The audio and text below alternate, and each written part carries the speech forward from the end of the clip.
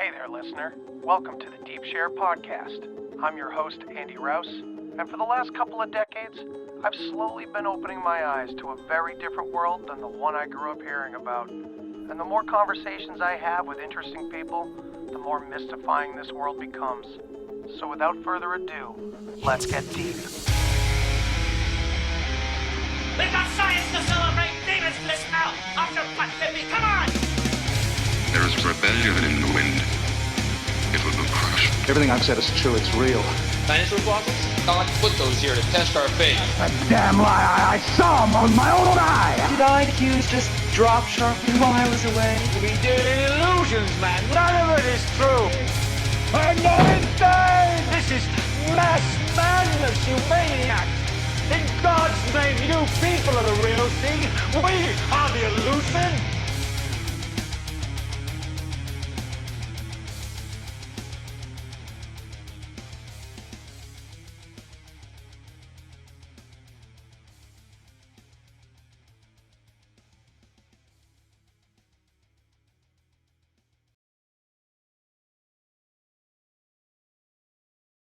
All right, welcome back to the Deep Share. I'm here with Michael from Beyond Secret Texan. What's going on, Michael? How's it going?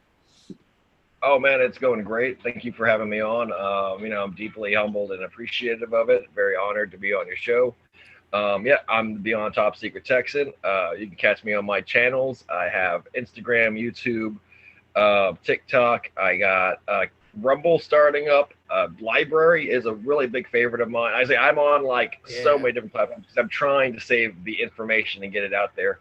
But the most popular ones are the YouTube, the Instagram, the TikTok, and the podcast. The podcast is available on Spotify. I'm trying to get out as many distributors as possible, from iHeartRadio to Anchor to Apple Podcast, whatever your preferred podcast choices. That's where my efforts are really, focused on currently. I delve into topics of conspiracies, the paranormal, military, specific or centered topics like espionage, secret space programs, secret wars, covert operations, things like that, of government entities, extraterrestrial Earth alliances, the Blue Sphere Alliance, the Ashtar High Command, evolution of mankind, and our place in it, even though our place may be, hidden and obscured by all this top secret, classified,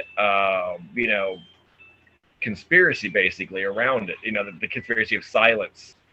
This effort on these gatekeepers' part, these secret societies' part, to control our society, control our reality, control our perception, to put us under mass hypnosis, to keep us basically asleep and in a infancy of society because of powers that are even above any man, or powers and principalities. It's very biblical in a way, and it's all from the occult to the esoteric to the exoteric. I'm trying to make it as easy as possible to access this information, so I'm trying to put it out there as many ways as possible. But however you choose to search it, wherever you choose to search, check out the Beyond Secret Texan. Sweet, man. I have a band, so I'm gonna have to do a little Google food to get it to it. But definitely, follow the Instagram. All my links are posted on the link tree, etc. And what I have there, on the description of this video, etc. When I simulcast it, will be just a fraction of the many different channels that I have, which is like directories: the Spotify, iHeartRadio, Free Radio Republic, Podcast Addict. I'm saying it goes into 15 to 20 different directories so far that I've confirmed. Cool. And every time I can, I try to put one up there. I try to RSS, so it's a lot easier than it sounds. Yeah, I hear you, man. We got to push our shit everywhere as far and wide as we can, right? So, the iHeartRadio is extremely mainstream. I'm saying I got Spotify, iHeartRadio, Apple Podcasts, Spotify, Google Podcast, Anchor. Exactly. I'm trying. Hell yeah, man. And most of that content's for free. Yeah, And definitely. he said most of this effort is put up there for free. About 95% of my work is absolutely for free. But if you guys would care to, support me or support independent journalism or citizen-run journalism like myself, citizen-run content, then you can check out my Patreon, patreon.com/Beyond Top Secret Texan. I'd greatly appreciate anything that you guys would contribute. But starting at $1, you guys get instant access to direct messaging, exclusive content links, the Telegram, etc., which is all I think is absolutely worth the $1 a month ticket cost for the show, basically. Cool, man. Well, yeah, I mean, you've done a lot of research, obviously. I mean, we've been talking a lot off air, and tonight we decided to do like kind of a deep dive on some of the characters that we are familiar with and bounce around in our heads in the UFO community and stuff like that over the past, 70 years or so of figures popping in and out of existence, nepotism. I would actually the UFO movement, the UFO community, research, everything, obviously to the very first days of mankind when people would look up at the night sky and see the stars moving around and whirling about in these patterns and the first contact with the star people. But the modern UFO, the industrial man's UFO investigative efforts began in the 1860s with the airship sightings. Oh yeah. Okay. We're talking about an official UFO community that extends into the over 100 years, 120 years to 130, 140 years, conservatively, putting it into the realm of a legitimate science. It's as old as paleontology. It's as old as linguistics. It's as old as psychology. Yeah. I think it's as old as sociology. It's as old as all these ologies, these other doctrines and academic professions. But you're right. If for some reason it's always considered very new, like every year some new person comes out with disclosure, right? Their own new disclosure or their own new take on it or this or that, and you don't want to discredit experiencers, and I know that the UFO community is it's filled with every kind of person, literally every kind of person I've witnessed in the UFO community and interacted with, you know what I mean? So it's hard. Yep. But some of these characters that I'm talking about and you're going to talk about, we're both going to talk about, are these people that seem to it's not that they're necessarily making shitloads of money or anything, or at least they weren't, but we're just talking about all the familiar faces in the community over the decades. And it's absolutely okay to pinpoint the fact that a lot of the profit follow the money, as Oliver Stone or Oliver Silverstein, actually, as I should be saying, or what was his real name? Something along those lines. I have a bone to pick with Oliver Stone, which is actually kind of why we're going to be talking about these members, but we're going to keep the UFOs. You're right. Who becomes successful? Who becomes so successful that they're on mainstream TV like the History Channel? Yeah, who's pushed at us? You know what I mean? Who's pushed towards us? Right. Who's signing their checks?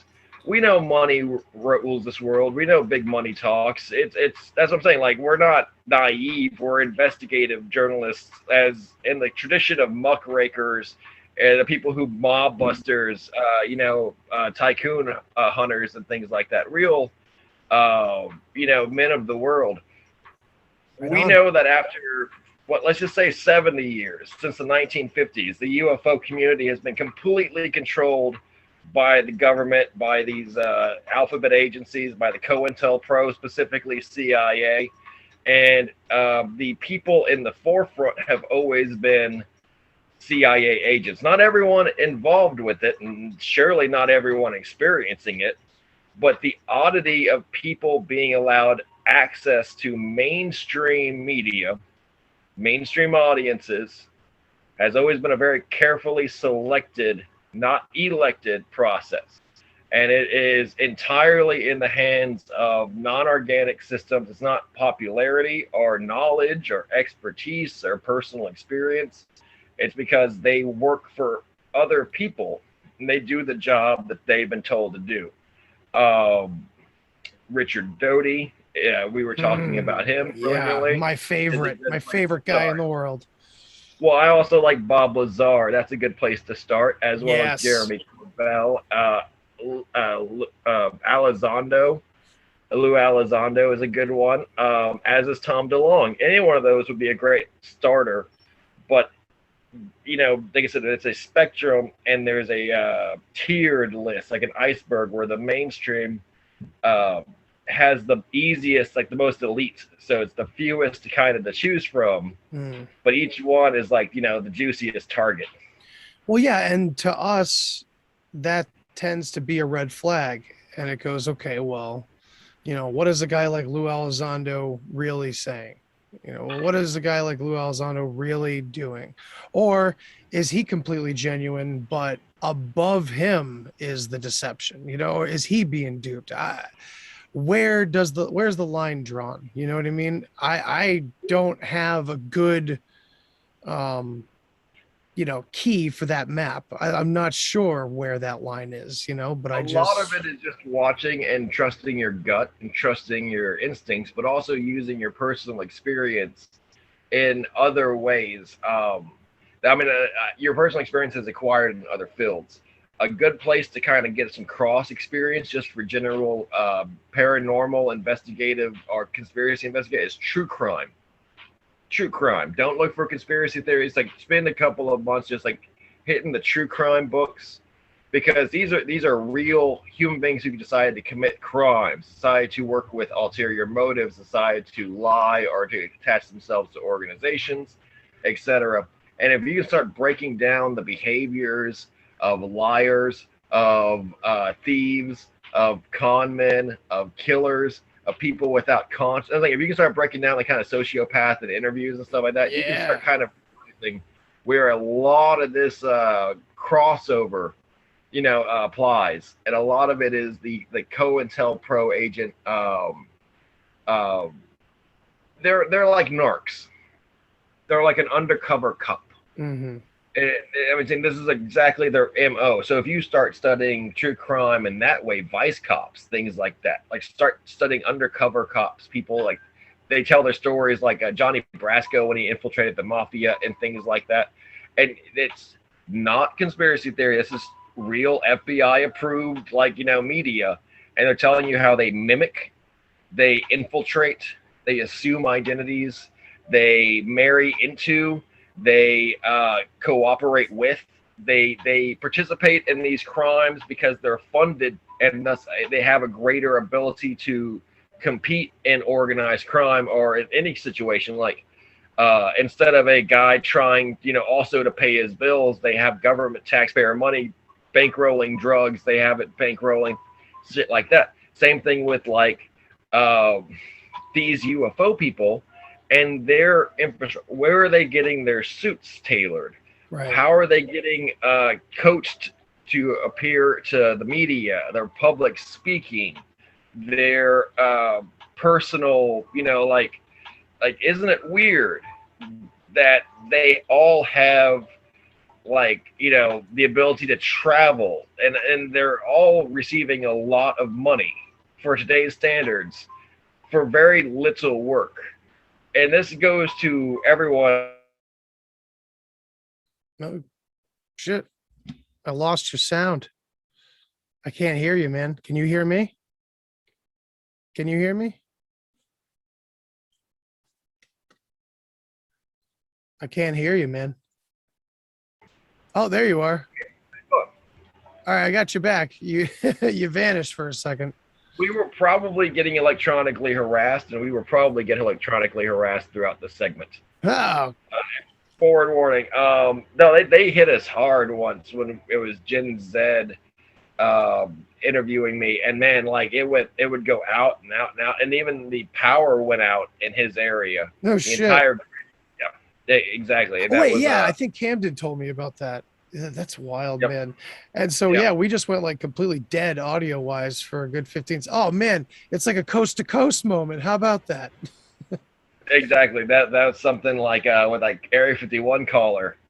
Yeah, exactly. Oh, look, we're now mimicking the past. We're doing exactly what they do. We're just repeating it. Okay, that's a weird way to. Okay, so the coast to coast people were the same fractal. thing. How did Art Bell become so widely distributed? Coast to coast literally was broadcast coast to coast. I think it was like 600 different radio stations almost immediately. Right. Like over sensation. It wasn't unpopular. Everyone in America knew what coast to coast AM was. Yep. And it was real people, blue collar workers, truckers, late night workers. I say real human, like hundreds of millions of real human beings at one point or another in this last 30 years has listened to a coast to coast radio show. Right. This is wild, man.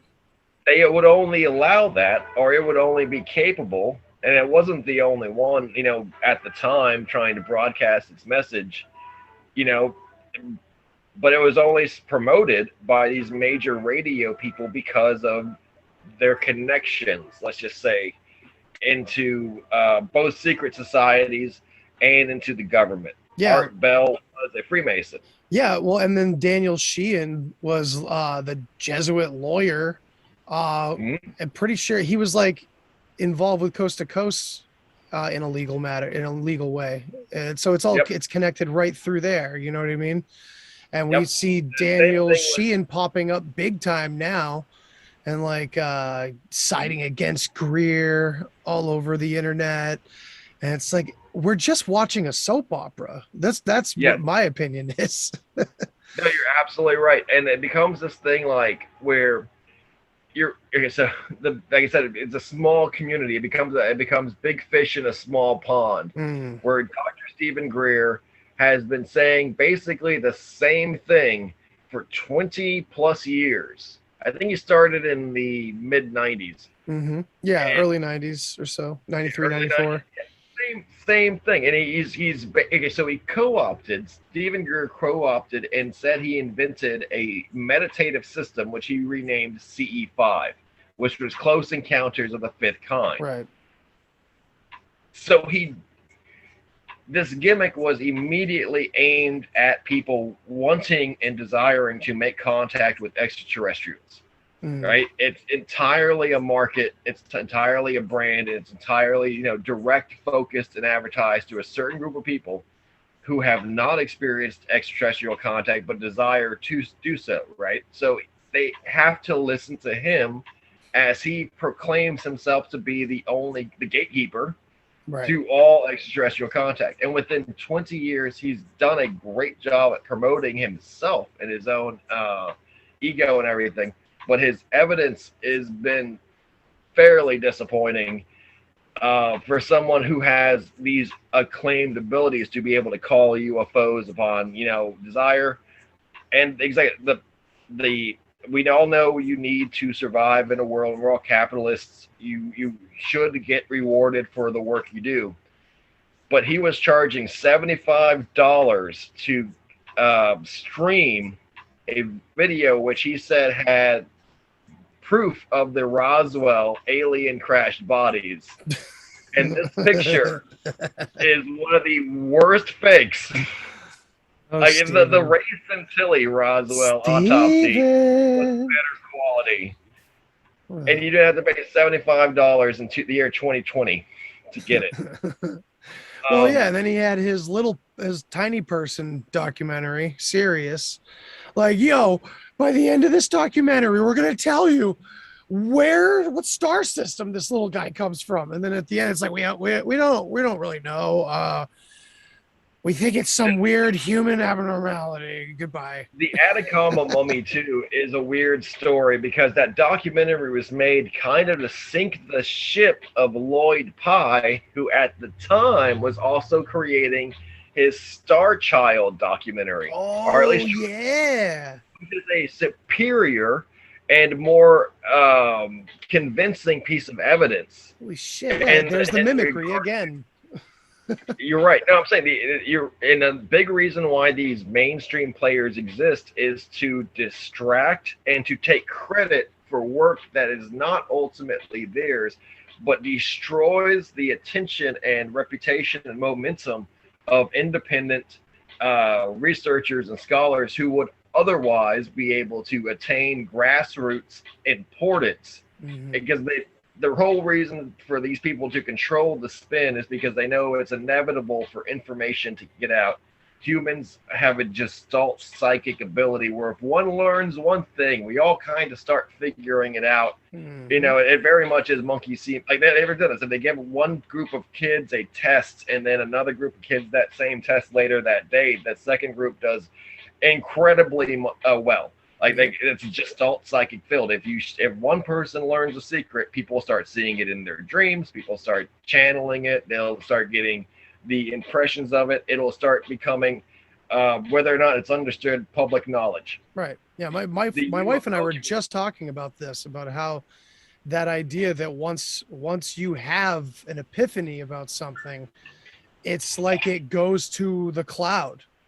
And you know, the collective consciousness can kind of like, you can just pick it. And it's absolutely a matter of fact that the quote unquote opposition, the enemy, the COINTELPRO, the CIA, and these alphabet agencies, which is, it's kind of binary, and it's wrong to really call them the enemy. They're the gatekeeper. They're the people who are keeping the zookeepers. They're the ones keeping us in our zoo pens. And it's not necessarily they're the enemy.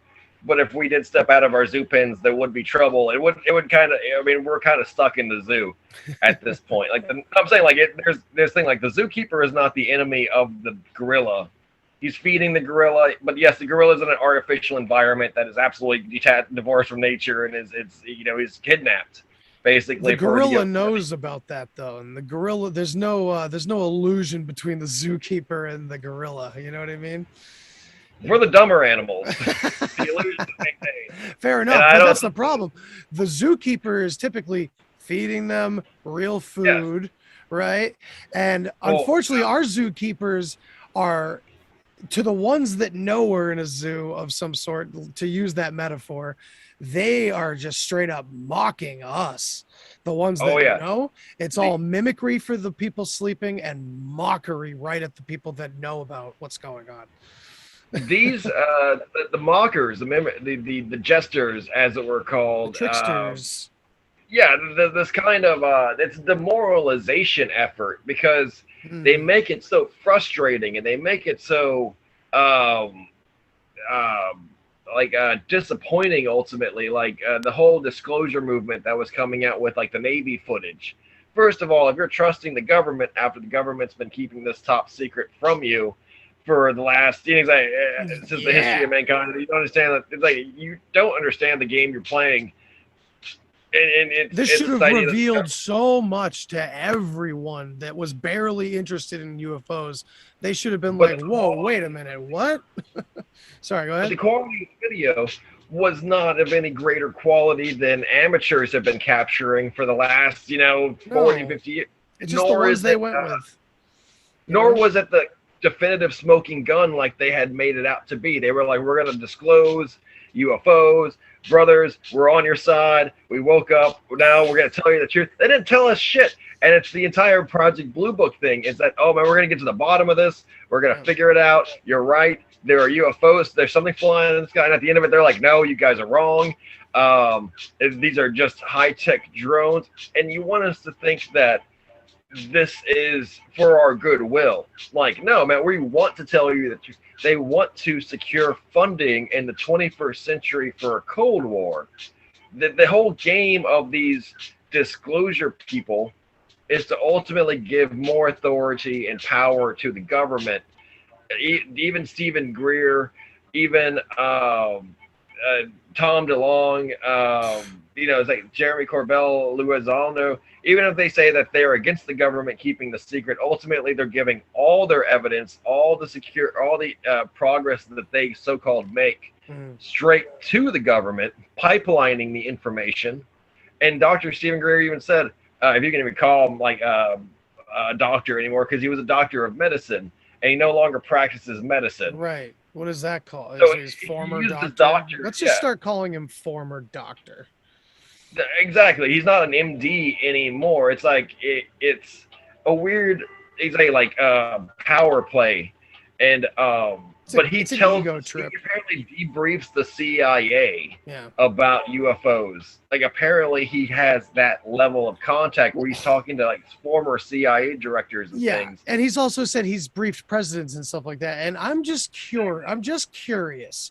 And I think I brought this up on like the first like big round table I did with Dave and Bruce Fenton and everybody, which was like, is that like a legitimate situation? Are we talking like a scene out of Independence Day, or are we talking about, yeah, you got another 100 letters from that Greer character?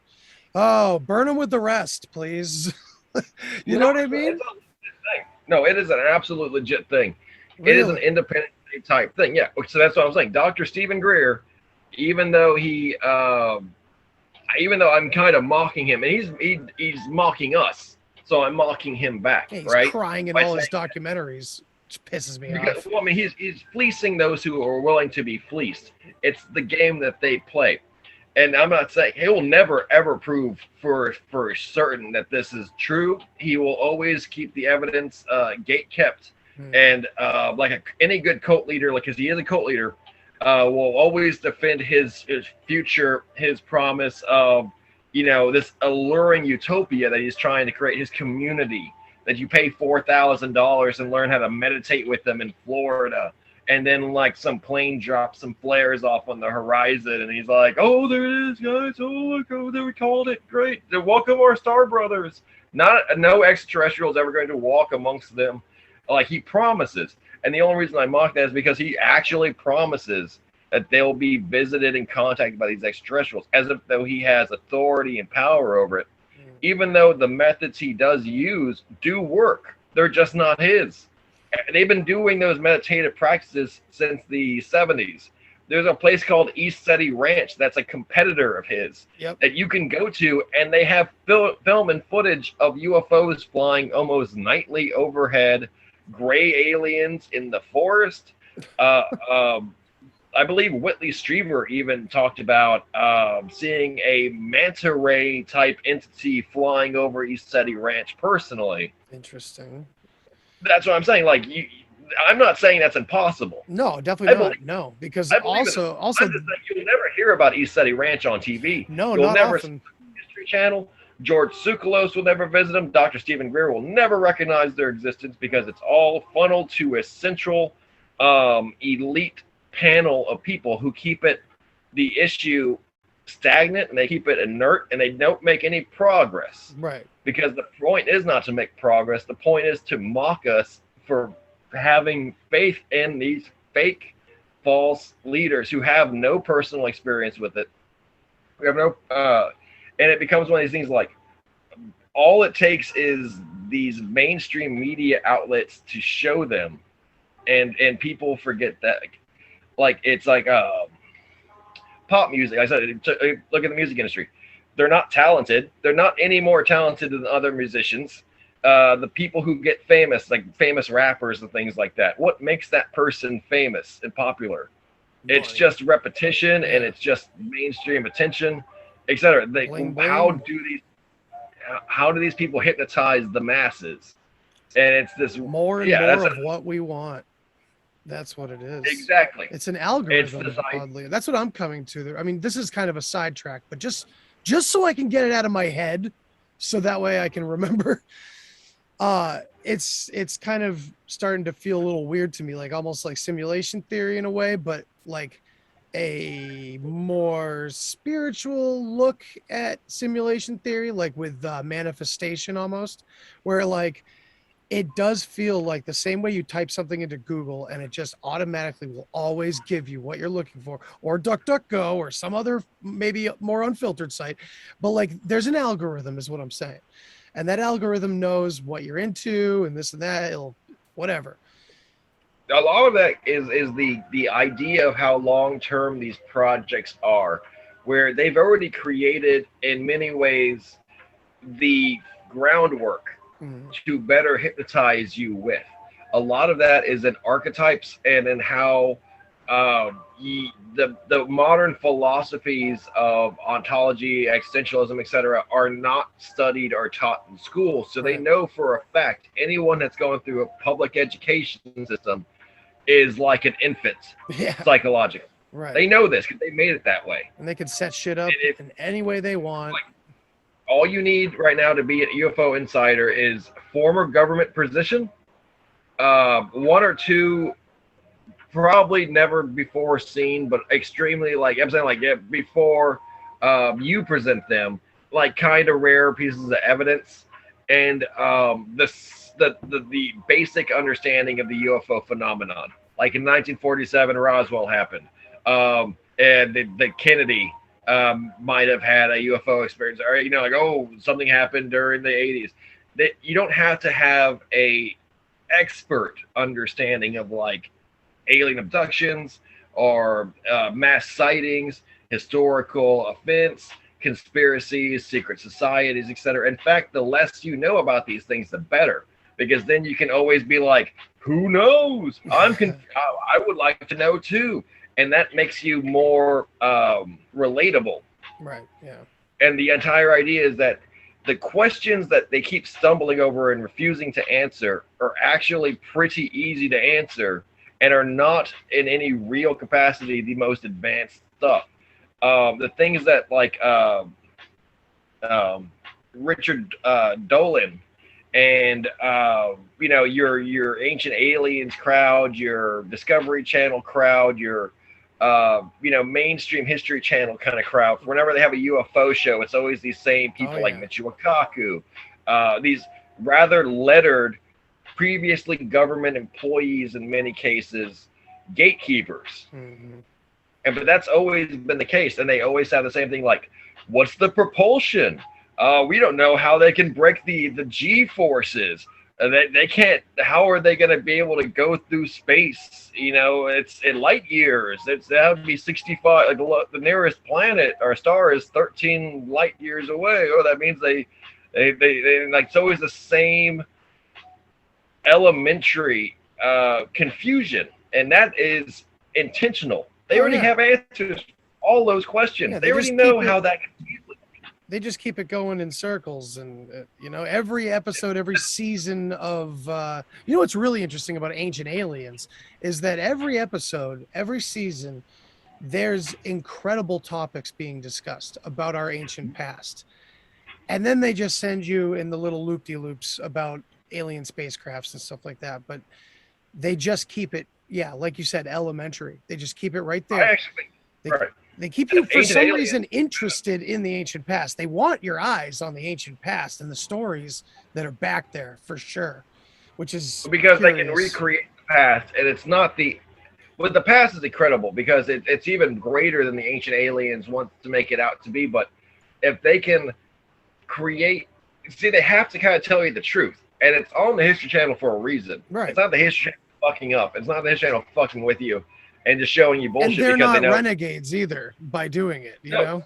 This is mainstream stuff. They're showing you this is how every elite secret society, every real intelligent person already knows people did not build the fucking pyramids. The people did not do this. Really? The stones are big. Too big. And like, you look at the stones, you're like, there's no way. And then you go into like the idea of like the mud flood Tartarians. That's a whole other discussion. But it is a whole other discussion. But at some point, it has to be the same discussion. At some point, it doesn't have to be now, though.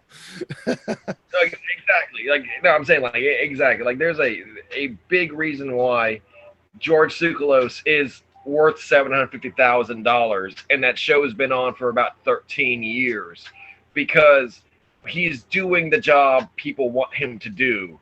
And that is hint at, like basically, I'm not saying it's aliens, but it's aliens. Right. Because aliens are real. Aliens did infect our history. Aliens have affected our societies, and they kept us in the cyclical apocalypse.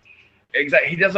Like the secrets that they're holding, implications they're holding is that every once in a while, these aliens choose who to ascend and who to destroy, which is a conversation about good and evil that mankind is not ready to have, because we'd still frame it in good and evil instead of evolution and growth and act like in a way that is more akin to agriculture, which is how morally and like I say stoically, like you would be undetached and just be like, this is my crop and yay, it is good, and this is the fruit of the crop, and the rest, exactly, I must till the field and plant the crop to regrow the seeds. I'm saying like the biblical aspects of it is how ancient aliens should be more biblical, not just more like, who could lift this big fucking rock? Like, Right. where did this big rock come from? You know, like aliens must have cut it with a laser. Like that's what they're trying to get, is like caveman, like, ooh, it had to be. And they don't want you to get the implications. Like I said, it's a spiritual conversation at some point. And like I said, it has a spiritual dynamic. These mainstream people are paid the top dollar to keep the spirit away from it, to keep it dry, to keep it fucking boring, to keep it kind of unimportant, to keep it kind of absurd. Right. Because and with without a big who knows at the end. Yeah, without any real heart, without any real soul, who fucking cares if there's aliens flying around? If they don't affect you, if they don't actually have any interaction with you, which is like the Stephen Greer thing. People know this is like a possibility. People want these answers. Right. His job is to keep people in the dark. Well, yeah, Stephen Greer also, in his most recent venture, was it the Cosmic fucking something? I don't know. I did a whole podcast on it, and I just Cosmic Secret. Maybe the Cosmic. I don't know. It was his newest one. Whatever. It was all about like attacking the other side with Elizondo and all them and shit, and saying they're all disinfo agents and they're all blue divisive. beam. But what I was and he's trying to go with this whole like, I'm a person of peace. All the extraterrestrials are peaceful. Fuck you if you disagree with me. That's exactly the irony and the hypocrisy of the modern day Stephen Greer. Yeah. You're right. No, it's this idea that like UFOs are real, but fuck you if you disagree with how I think they're real. They're not real like you think they're real. Right. And it's this weird bully pulpit where it's like, no, you're right. Like they wanted to make it as big as a civil war internally as the red versus blue politics, the binary, two-party system, where you think either aliens are a mystery, and thus we have a fear of the unknown, and we have to allow the Navy to spend $22 billion a year on submarines. Yeah. I'm saying like that's we have to let trillions of dollars, and then the military to have these the junta to basically, we don't have power over our society. We've already surrendered it up in fear of this perpetual enemy, right? The enemy that doesn't exist. They want to continue that mindset, and then you have Dr. Stephen Greer, who's like also wrong, and he's saying that these aliens are all good and that only he can contact them, and thus making him a basically a pope type figure, like a prophet, like an actual spiritual prophet. Which the truth is understandable if you actually search the real UFO community. It's a secret space program, but something in the middle, kind of, to basically put it honestly. But the secret space program is never represented by any of these figures. And the secret space program actually has hundreds, if not thousands, of experiencers, whistleblowers, personal like recounts, investigations, documentaries that have already been made to it, involving it. There's a lot of lore. To use that word, lore, history. There's a lot of community. There's a lot of information. So much so that when whether we get into it or not, just to give you a kind of idea of it, there's a British secret space program investigator, Miles Johnston, who is now going to go through some kind of controversy, but he recently lost access to his mainframe, his files that he's been collecting since the early 90s, right, in the UK. 13 terabytes of interviews, of accounts, of video evidence, of historical documents, of eyewitness statements, whistleblowers. 13 terabytes. Wow. It's not a small matter of, oh, this is a 5-minute video clip that we think proves everything, or this is one guy wrote one book in 50 years ago that we know is a smoke. No, like every year since the modern UFO community, since the 80s and 90s, whistleblowers have came forth and spoke about the government secretly working with aliens, having much more knowledge about them, having much more involvement with them. Everything from presidents making deals with extraterrestrials, etc. And none of these figures will ever be considered mainstream. Mm-hmm. None of them. Yeah, it's all under the table. It's all behind closed doors. Yep, and the biggest ones are definitely controlled. David Wilcock. Oh my God. Emery Smith. Yeah, doesn't Sarah David Ray Wilcock Smith. think he's like the reincarnation of something, of someone? Gaia. We're going to talk about Gaia going, I guess, into this more in-depth part of it. Yeah, let's do that, because it's a contention in my house right now. Well, not even, because my wife and I are both like, well, shit, there's a couple people on Gaia that I really like, and it's my take before we get too further into it. And this is pertinent because it is these stories we're about to tell are filled with the characters that we wanted to get into. These are the modern day characters. So there's what I think about Gaia, and I don't know how long BlackRock has owned them, but they do. I don't know, because like what I see in society, and I've brought this a million times up on the podcast, is this: there's natural, there's true, there's goodness, and then there's always the mimicry laid out on top of it. And I've mentioned that a bunch of times. That's always what they do, because they cannot create. They always leech off of us in whatever, in so many different forms. It feels like that again here. You know what I mean? Where I don't know.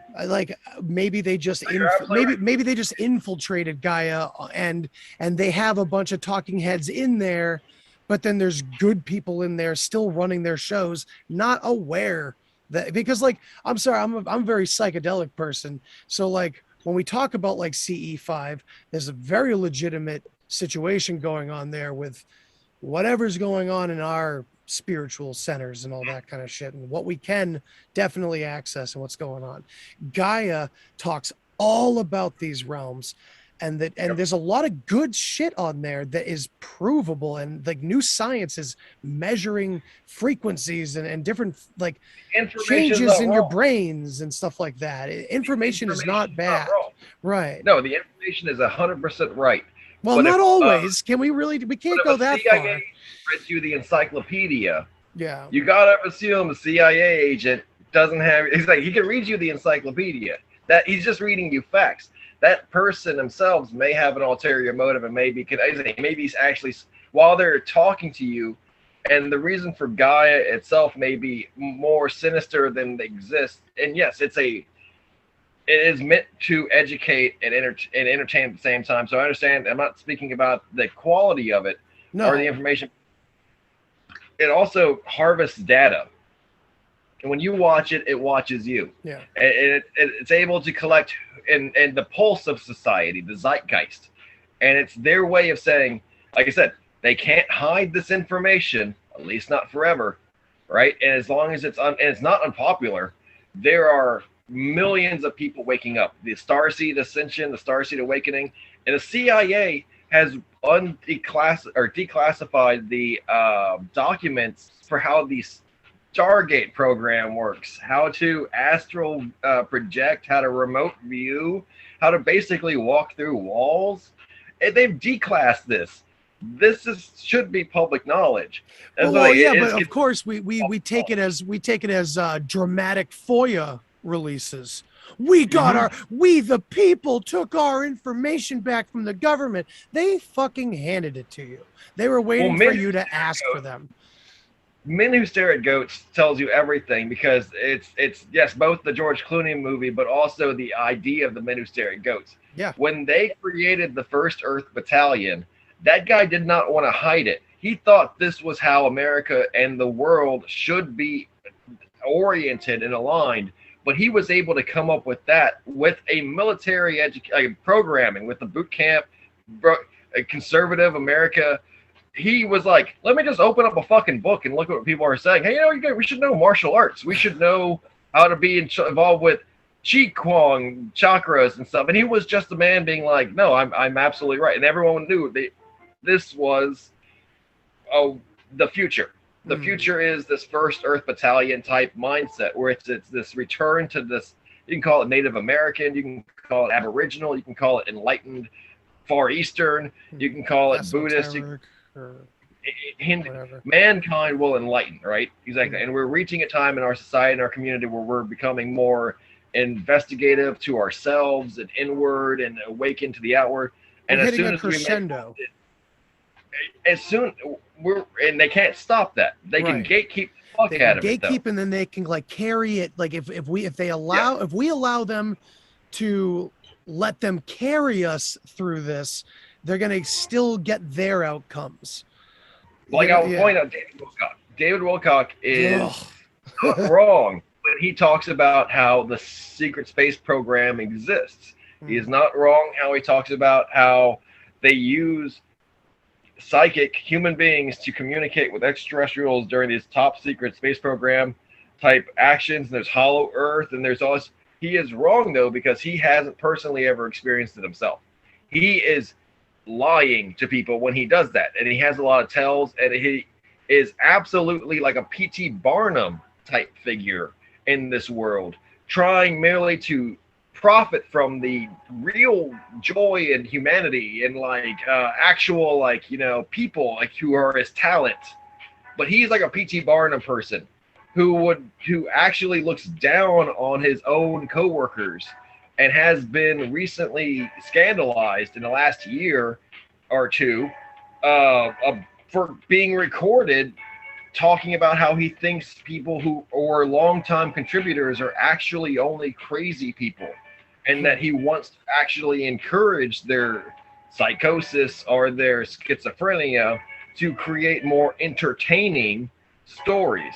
He doesn't have a investment in the reality of the situation as so much that he knows that like tie-dye shirts sell, and so he's going to try to sell as many tie-dye shirts. He has that mentality that shines through. And if you start seeing through the bullshit, which is, it's not the message is true, but if you start seeing who he is on the inside, start looking into his eyes, start looking at behind the scenes, David Wilcock is very toxic. He's very, there's a reason why he's the leader, because when people start looking at it organically, right? When they're like, I like Gaia, I like the information, I should look up to this guy.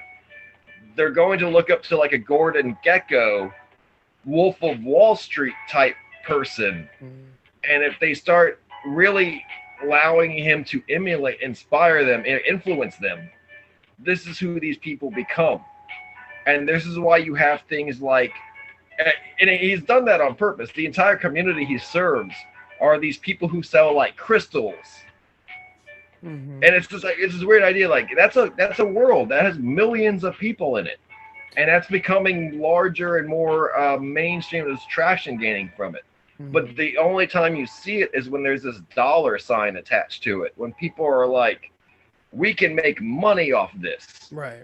But again, it's still the information. Yeah, exactly. It's still the information. It's still real. Why do you have to pay $100 a month for an exclusive yoga? And that's a cheap price. Like, yoga works. Anyone can do yoga. Yoga should be free to the masses, and it is healthy for you. Yeah, I hate this idea of spirituality. Sorry, go ahead. Yeah, yoga studio. That's your David Wilcock. And he has this crew of other profiteers who are just exploiting the New Age movement as it can. It's not New Age anymore. It's been around since the 70s, right? It wasn't New Age then. It was just regurgitating ancient ideas, Ancient ideas, exactly.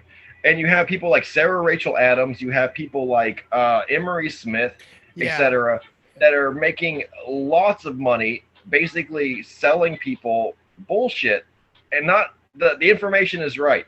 Their own experiences, their own lives, their own importance is completely false. Exactly. Like Emery Smith, I know you don't know him. I did. Well, I looked him up. I knew I didn't know him by name, But as soon as The I saw Gaia. his face, I'm like, oh, this guy.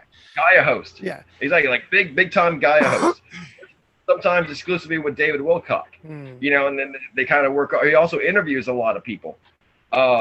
His ex-fiance recently outed him and basically exposed him for being just a fraud. Yeah. A very flaky. And I know people have like substance abuse issues, etc. They want to come and defend them, a targeted individual. But the point is, the picture she painted was someone who knew they were being fraudulent, who knew they were leading people on, who were exploiting people who were themselves dealing and struggling with their own experiences in this very confusing world, but providing false hope. And he was remorseless. He had no regret. He spent the money he made on drugs and on rental properties, etc. And people wouldn't realize this, that the dual nature of these people is they can offer you, you know, they can say they understand, they can say they're a part of it, they can say they're with you. But it's all basically to, you know, take from you the loosh, take from you that energy, right? That real energy. That Distract basically, it becomes this like, why do you think Gaia is owned by BlackRock? Right. Because BlackRock can use Gaia to get that energy from all these good-hearted people. Yeah, exactly. Who would otherwise be able to give that good energy to other good people and build them up. And if they have to control the playing field. Right. And they want to make all the black and white chess pieces black. So all the white pieces are just black pieces with white paint coats.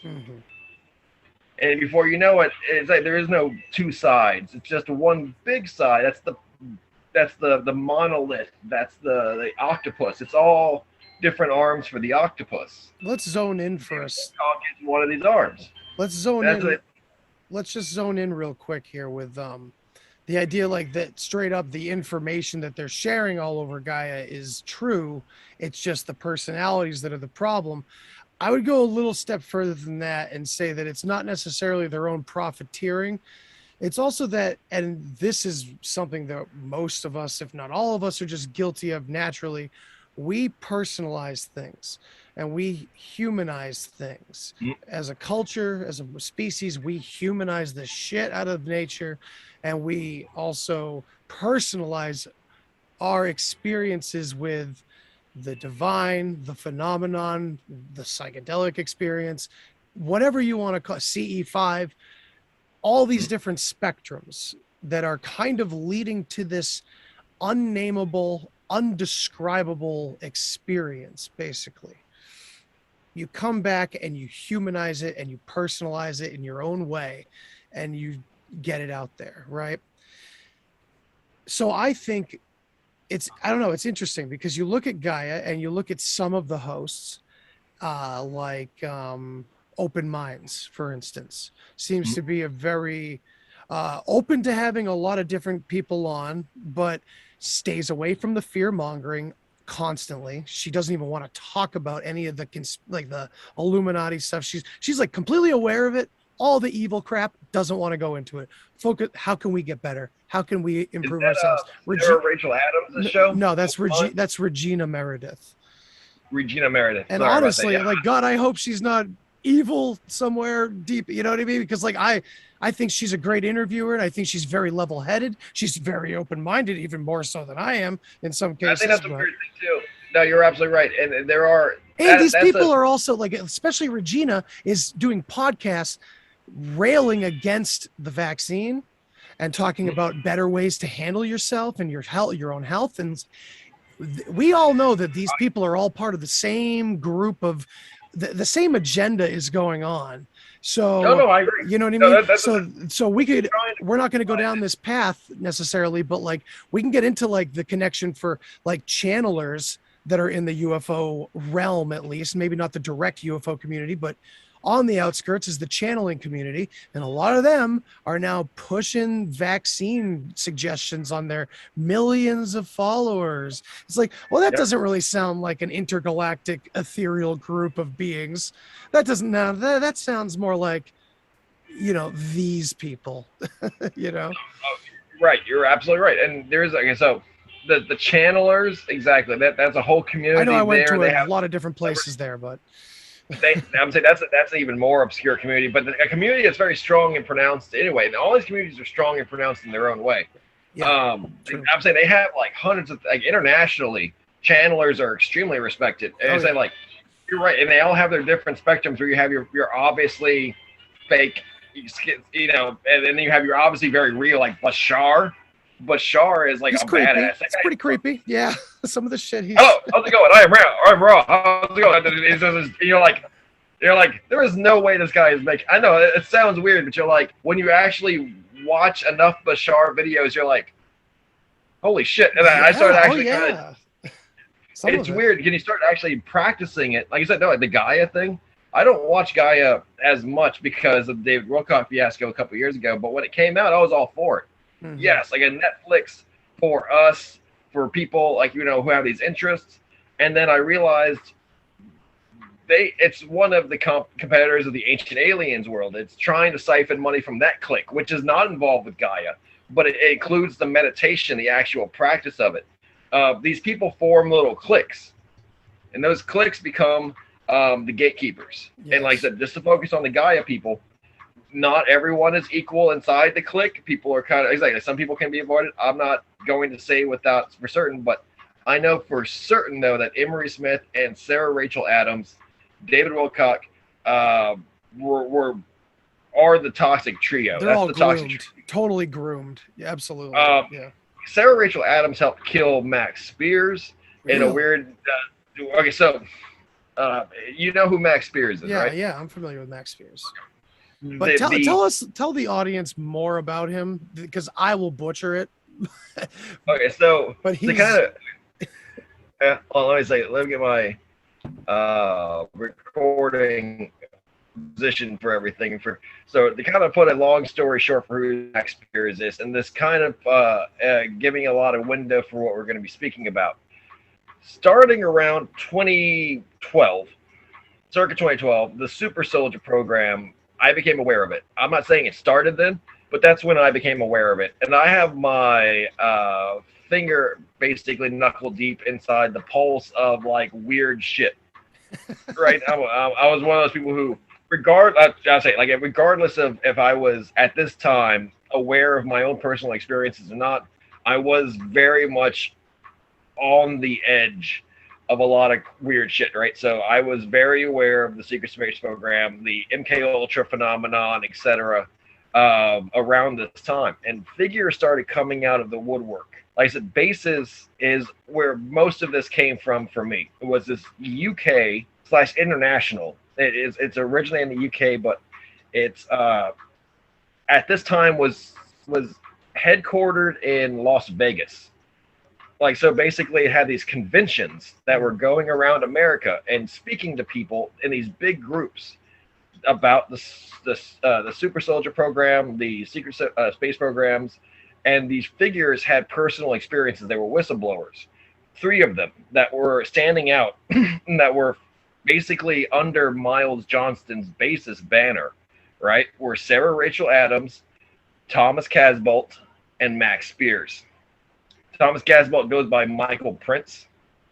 He has 2 names, and I'll be calling him Michael Prince. And so that's how he's like. I should call him that originally, Michael Prince. But if you look him up, he has 2 names, so it's kind of like weird. So it's Michael Prince, and Michael Prince is British. Sarah Rachel Adams was from Dallas, Texas, and I'm from Texas. This is where it starts getting kind of, I'm saying like it. It's a small world, and at this time, I'm saying like it's one of those things where you start picking up on how close, even though you were worlds away, how close to home things really kind of go. Because and Max Spears was Canadian but British. Michael Prince and Max Spears both served in the U.S. Army. Apparently in the secret space program as well under Project Ibis. Since their childhoods, they were clones, and they were raised specifically to fight in I believe one was the Dark Fleet and the other one was the Earth Alliance and Solar Warden, and they Michael Prince piloted UFOs. Sarah Rachel Adams also was in the secret space program.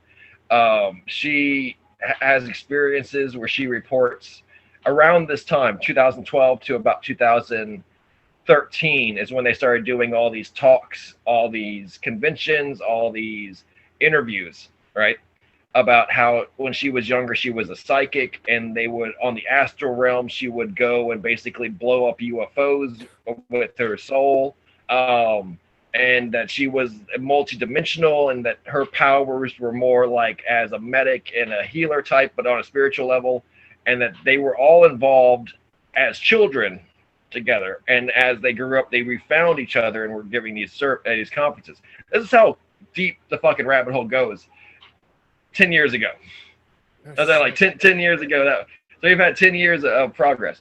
As we know, long story short, over multiple years and many different interviews, Michael Prince went to jail for threatening his Rothschild ex-wife for kidnapping their son, which he said would then lead him to be abused and go through the rituals of becoming a Dark Fleet super soldier, Rothschild Pendragon breeder for the new Third Reich. He went to jail for this. That's like this is exactly he threatened his wife, and I believe that he was set up. I believe that his wife was a Rothschild who used her connections to throw him in jail, right? I mean, you can't beat the system, especially when it's like, I mean, he's talking just so openly about this. And yeah, he was married to a Rothschild. If he was a nobody, like they keep saying he was, how was he married to a super rich woman? He's like, listen, if they keep saying I'm a crazy nobody, how am I'm fucking dating I'm married to a Rothschild. Like, right. They used my sperm to knock. But he also would go online and very aggressively court women, and they said that was sexual harassment, where he would just basically said he was going to knock them up. Jesus. So, I mean, it's spectrums. Max Spears died after investigating Michael Aquino. He bit off a lot more than maybe some say he could chew. Michael Aquino being the lead dark sorcerer type element of the United States, military, secret society type machine, currently, and I think that what happened was involved with the whole case reading. People can read it for themselves. He went to Poland to help meet insiders in this world. They performed some kind of ritual and ceremony to detox him, and he ended up dying after vomiting liters of a black fluid, which is basically black goo, right? Which this is something that when you start investigating is indicative of secret space program experience, veterancy, and reality. It's they infuse you with the black goo, and it's very much like Venom from the Venom movie. It's this black symbiotic thing that lives inside you, and basically, the detoxing of that killed him. It basically killed him, and his body was kept, in Poland for a number of days, and they didn't want to give it back to his mother in England, and there's this whole thing. Sarah Rachel Adams at the time was his girlfriend. If we're led to believe those stories, apparently he had blocked her for 6 months and had no contact with her. But during the 2012 to 2000, I want to say he died in 2015, they were dating. They were romantically involved. She was actually fucking, I think, Michael Prince too. There was very three-way vibes. Huh. If you look at the photos, you look at the pictures, it's very much she's a beta 6 kitten, right? And if you look at her now, she's gotten cosmetic surgery, lip injections, fake tits. I'm saying, like, if you look at Sarah Rachel Adams, you can tell that she is beta 6 kitten programmed to hell and back. She is completely controlled via the access to plastic surgery, drugs, money, etc.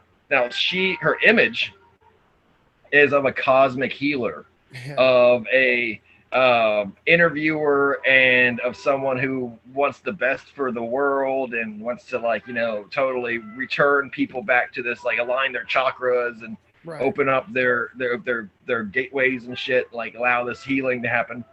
It's a shadow of its former self. She doesn't talk about her experiences. She doesn't talk about her involvement with Max Spears, her involvement with bases, her involvement with Michael Prince. She doesn't talk about anything like she used to. And if you watch her now on Gaia, it's like a totally different person. Wow. Within 10 years. And I know 10 years changes a person. I know you talk to someone I only knew 10 years ago, they wouldn't recognize me now. Right. Well, I'm curious, do you know when they became Gaia TV or Gaia Incorporated? Or was it always Gaia Incorporated, but the television program was Gaiam? Because at one point it was GAIM. And it wasn't just Gaia. And eventually they dropped the M and they got a shitload more funding. I'm wondering, I haven't looked into it enough. I'll have to reach out to a good researcher friend about this too, that like, I wonder if BlackRock took over at a certain point or these people got their hands into it at a certain point. You know what I mean? They could have just put more interest into it and kind of fixed like their earlier attempt, kind of gone back to the books, back to the drawing board, as it were. A lot of things. There's a reason why it didn't shut down, and they kind of rebranded it and relaunched it. Right. Probably under new management. And then it was all over everybody's social media advertising.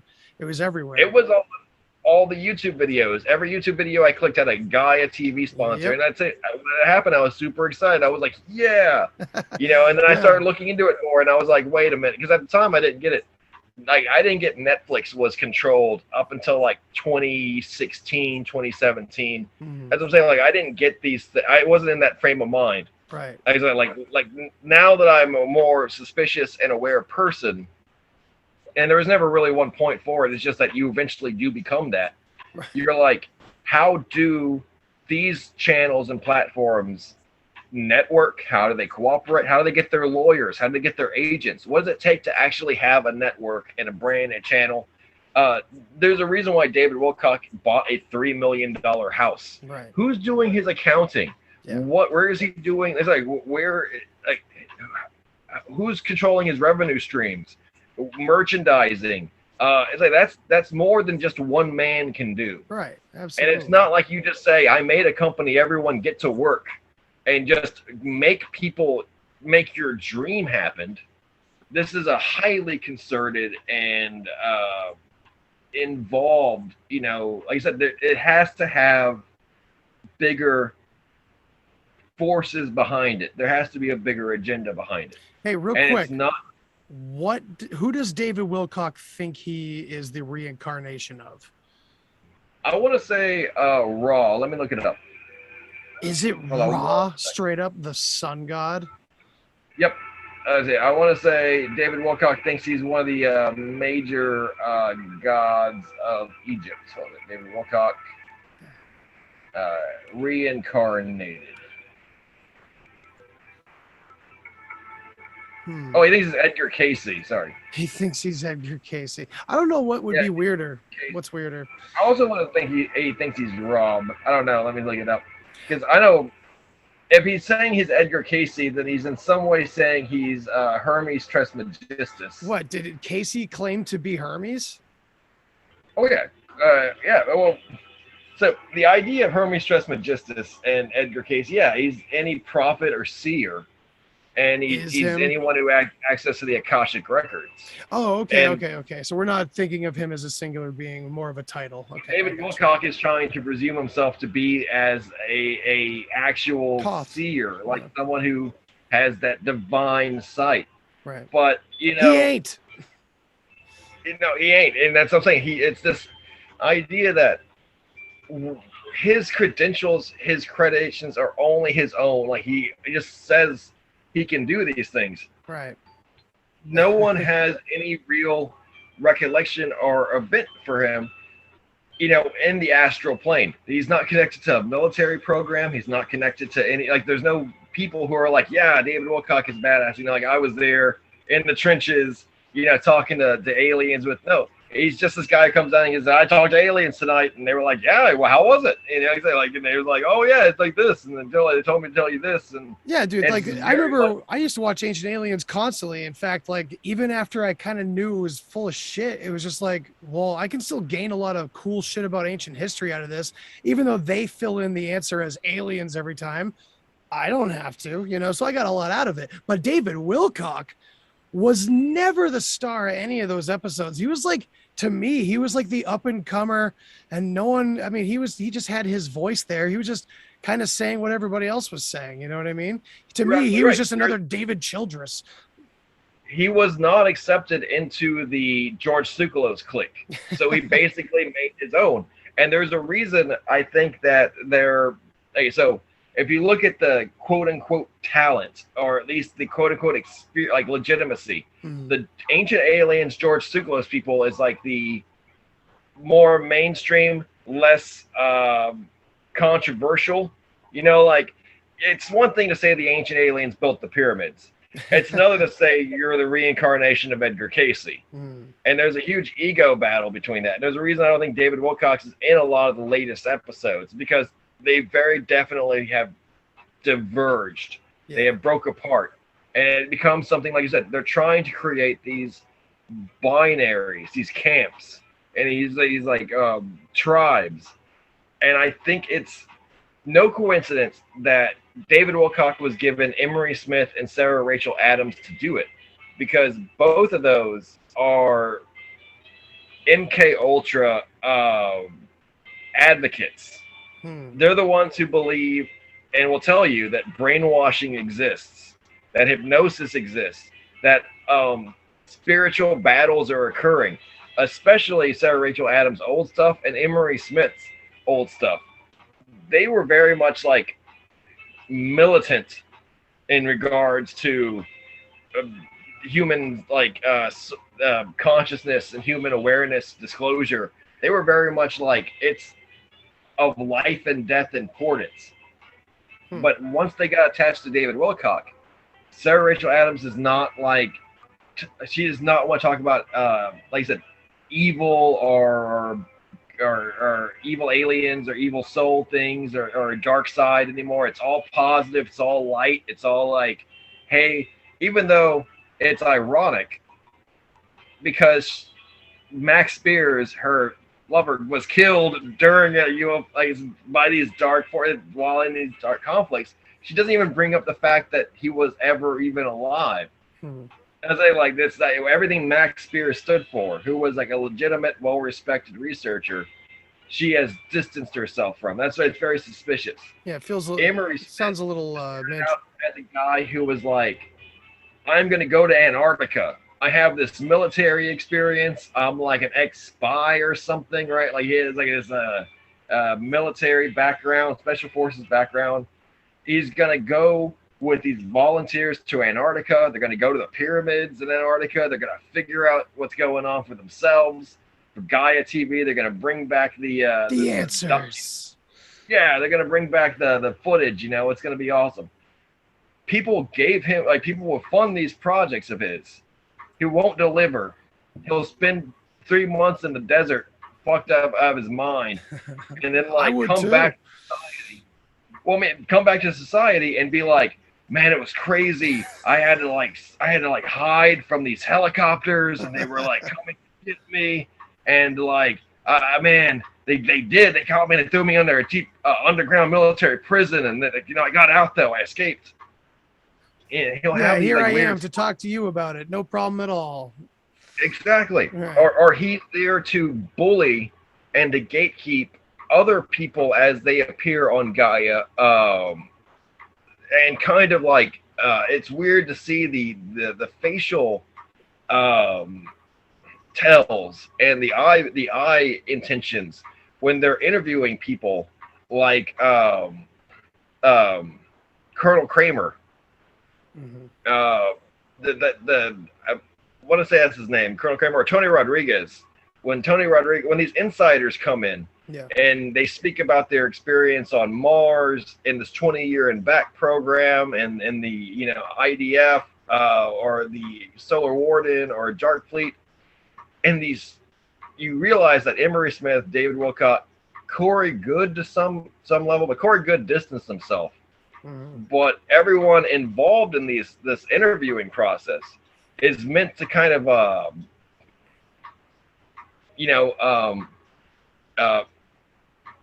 filter and assimilate and like kind of gauge where other information is coming from, and they kind of vet, or the kind of background check, or kind of control the narrative in that way.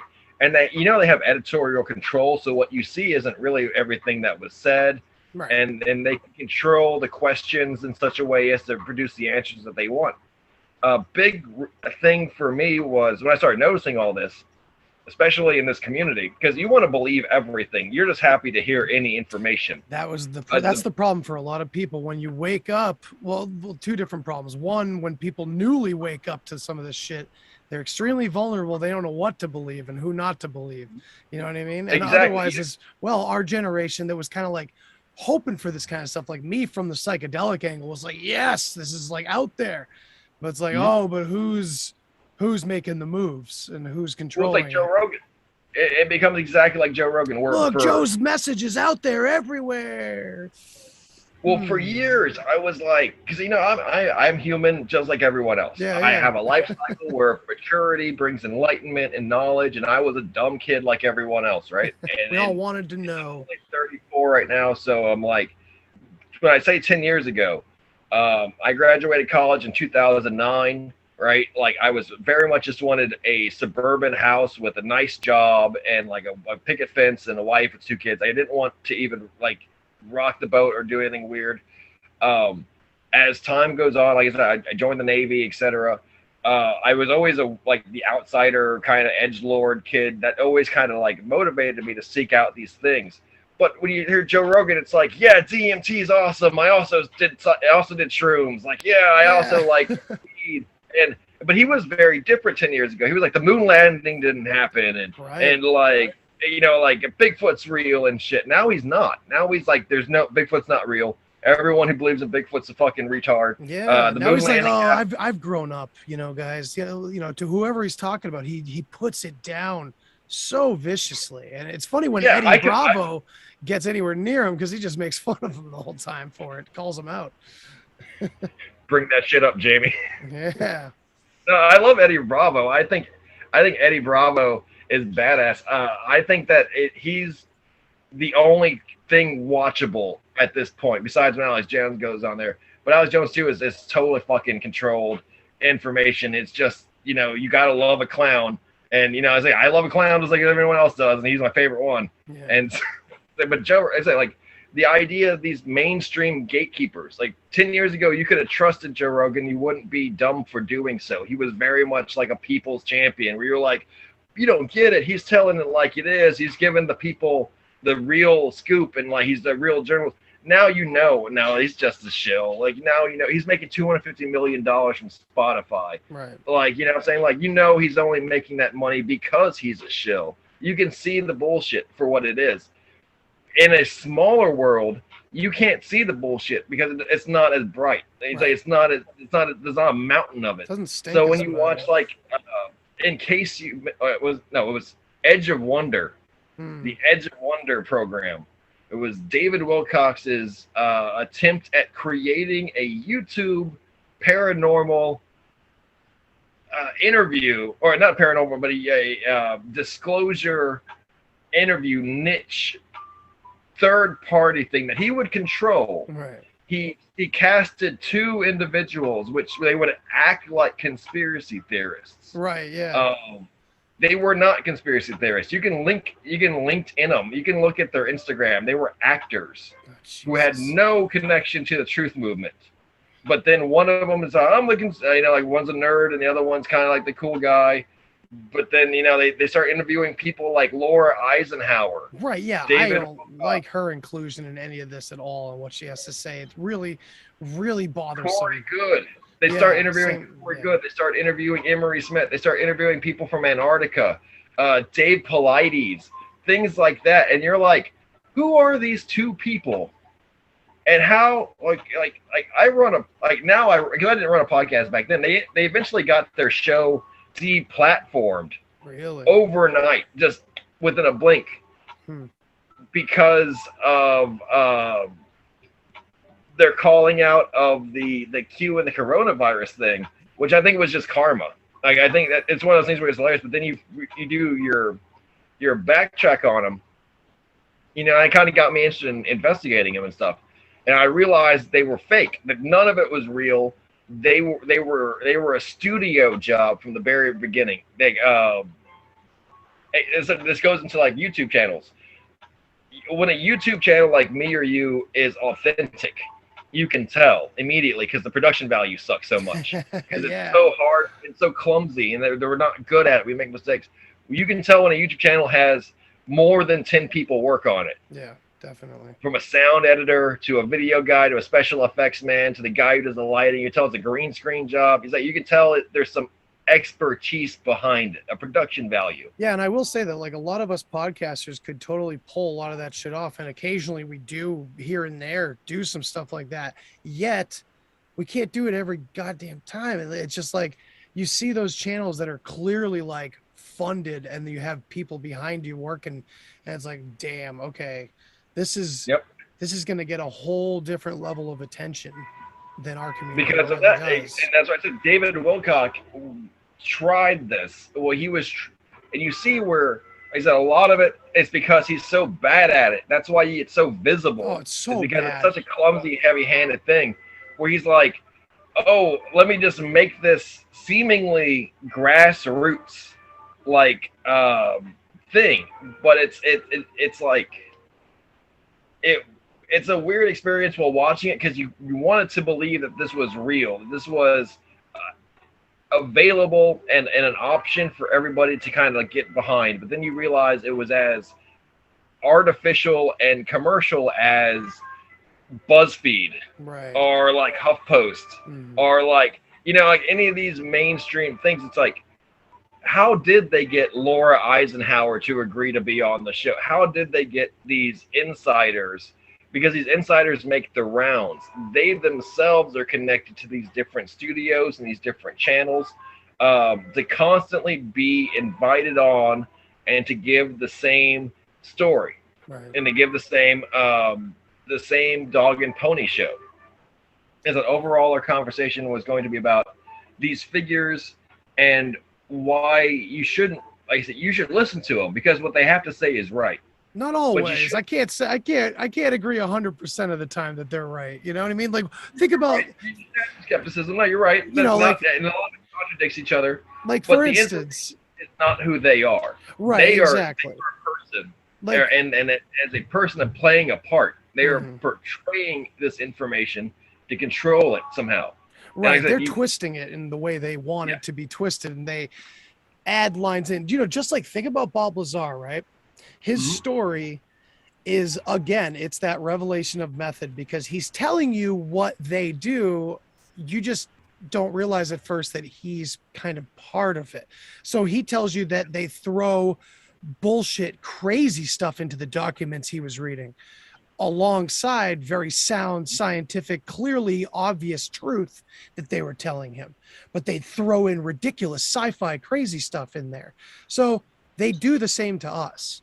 Absolutely. You look at Bob Lazar and you look at his narrative, and he's not telling you anything besides a very small piece of a puzzle. And people think that piece of a puzzle is a smoking gun, and they're willing to debate. And like, you have Jeremy Corbell, who, if he was wanting to put his money to a good use, there are many different people to speak to. There are many different things to speak about. If he was going to make a documentary, why did he focus on someone whose glory days were 30 years ago? I'm talking about the 2017 documentary that came out that kind of revitalized the whole Bob Lazar thing. And the reason why he was on the Joe Rogan podcast, and the reason why he did all these major tours. Everything gets refaced and pushed back out. The story didn't even change. He saw the S4 complex, the sport model, read the brochure thing. Then he quit, and then they chased him around, and then they fucked up his life and erased his files, etc. That story was 30 years old. Right. It didn't prove shit back then. It didn't prove shit now. Nope. And the whole reason behind Bob Lazar being hyped up is because there's no reason for it. There are hundreds of people who worked at Area 51 and tell their story, who worked at other top secret military bases who tell their stories. He doesn't have any evidence. He doesn't have any kind of like hard smoking gun like that. Why is he allowed to be in front of America's eye? It's because they know it's toothless. They know it's a nothing burger. Right, exactly. And That's Jeremy the only thing they Corbell usually give us. with his fucking narc beard and shit and his fucking, I was like, you His look at him and you're hipster hair. like, I wouldn't sell exactly like He's selling he doesn't- pineapples on a beach somewhere. That's all I can take him seriously for. But hey, listen, Michael, we're running really short on time. I didn't want to cut it off too soon because I know we were having a great conversation. We got to do this. Absolutely. We could definitely do this yeah. again sometime, man, for sure. I just kind of want to reiterate that point is when you see someone on the mainstream TV, when you see them getting documentaries made on Netflix, when you see them getting like Tucker Carlson is now saying that he's an expert on UFOs, right. and he's going to be a real conspiracy investigator. So when Tucker Carlson, when you got to think that Alex Jones Infowars, he's not running those cameras himself. He's not hiring that's a big operation. Who's keeping these people who are dangerous insiders or have this disclosure or this this controversial information? How controversial can they really be? Right. When they're the ones who they're the ones that are getting literally prime time spots and funding and everything. It's because you want to look away from that. You want to go into the more obscure. You want to go into the more real and authentic. The truth is there. The truth is out there, and it's just it's not going to be on mainstream TV. It's not going to be on Netflix. That's right. All right. Well, tell them again where they can find you, Michael. Oh, exactly. It's been a blast. I absolutely appreciated being on. Thank you very much, Deep Share Podcast. You can find Thank you for coming on. Sorry, go ahead. On YouTube for while the time lasts. Hopefully, the YouTube channel is not deplatformed anytime soon. But in case it is, Library, Odyssey, Instagram, TikTok, check out the podcast on Spotify, iHeartRadio, Apple Podcast, Anchor. There's like 15 different distributors. So, have fun looking out for each one. Collect them all, Google Foo them all. And it's like, tell me how many there are because I'm finding new ones every day. Whenever I look on, I find my directories I don't even remember putting them on, and that's the RSS feed magic for you, right? It's like, and so most of my content's for free, but if you want to find the exclusive content or have direct messaging access, check out my Patreon, patreon.com/Beyond Top Secret Texan. But definitely check out the Instagram. It's my flagship social media. You can contact me there, etc. Check out the memes, the daily posts, check out the updates, new episode releases, etc. But yeah, definitely check me out any way you can. Podcast, YouTube, Instagram, TikTok, whatever. It's all Beyond Top Secret Texan. I've streamlined it for you guys. So Beyond Top Secret Texan. Love to have you guys on board. Join me for the wild ride. So yeah, thank you very much. Hell yeah, man. Cool, dude. Thank you so much for coming on. I mean, this was great. We should definitely do some more work together, dude. So everybody, check out his shit. All right, have a good night, dude. All right, man. Later up. Peace. Thanks for listening to this episode of the Deep Share Podcast. If you want to hear more, then hit that subscribe button. Follow me on all the social places. And remember, think for yourself, but don't always believe what you think. Till next time. Human sacrifice, dogs and cats living together, vegetarian. Enough, I get the point. You have meddled with the primal forces of nature. And you will atone. What do we know? What do we know? If I know what we know, then I can tell you what we know, and if someone else knows, okay? I mean...